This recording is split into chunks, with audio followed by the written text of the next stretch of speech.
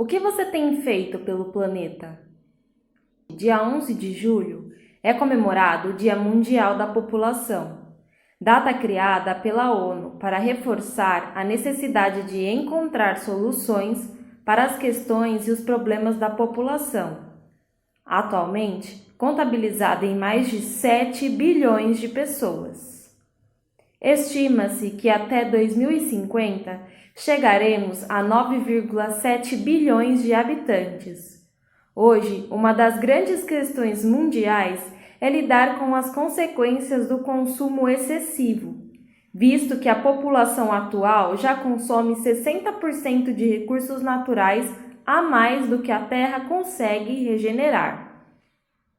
Para que as pessoas reflitam sobre os próprios atos de consumo, buscando a suficiência e não o excesso, o Instituto Acatu lança a campanha Viva Mais com Menos. A reflexão em torno dos nossos hábitos diários de consumo é fundamental. Já conseguimos muito mais do que a Terra é capaz de regenerar. E isso ocorre quando apenas 16% da população mundial é responsável por 78% do consumo total. Se toda a humanidade consumisse como os habitantes mais ricos do mundo, seriam necessários quase 5 planetas para suprir esse consumo, afirma Hélio Matar, diretor-presidente do Instituto Acatu, ONG que atua há 16 anos pelo consumo consciente. Podemos considerar consumo excessivo aquele que acontece para além de uma real necessidade, seguindo apenas a lógica da compra pela compra em si, muitas vezes motivado por promoções ou outros estímulos publicitários que atiçam o desejo dos consumidores. Veja a seguir algumas dicas para desfrutar mais com menos.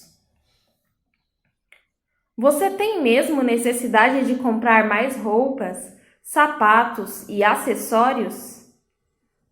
Todas as roupas têm um impacto no meio ambiente, pois a produção têxtil requer o uso do solo no cultivo de algodão, implicando em uso de defensivos agrícolas, que podem prejudicar o solo e a água. Requer também água e energia elétrica. Por isso, não se deixe levar por promoções e compre somente após uma reflexão da sua real necessidade. Você tem mesmo necessidade de comprar um novo celular ou produto eletrônico? Um único smartphone genérico consome diversas matérias-primas que contribuem para uma pegada ecológica muito pesada em sua produção. 12.760 litros de água e 18 metros quadrados de solo, segundo o relatório Mind Your Step, inclusive no momento de seu descarte. Os smartphones são trocados pelo brasileiro a cada 1 ano e 1 mês, em média, segundo o fabricante de celular. Realmente é preciso trocar de smartphone com tanta frequência? Você tem mesmo necessidade de comprar novos brinquedos e roupas para o seu filho? A cena é comum. Uma criança ganha um brinquedo novo, mas prefere brincar com a embalagem ou logo escolhe outro objeto. Isso acontece porque o ato de brincar depende também da interação com um adulto ou com outra criança, mais do que de um brinquedo. Portanto, antes de comprar algo novo, pergunte-se: a criança precisa mesmo disso? Você tem mesmo necessidade de comprar toda essa comida?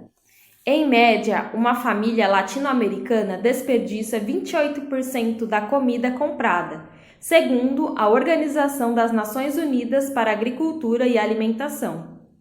Para que isso não ocorra, é preciso planejar as compras antes de ir ao mercado ou à feira.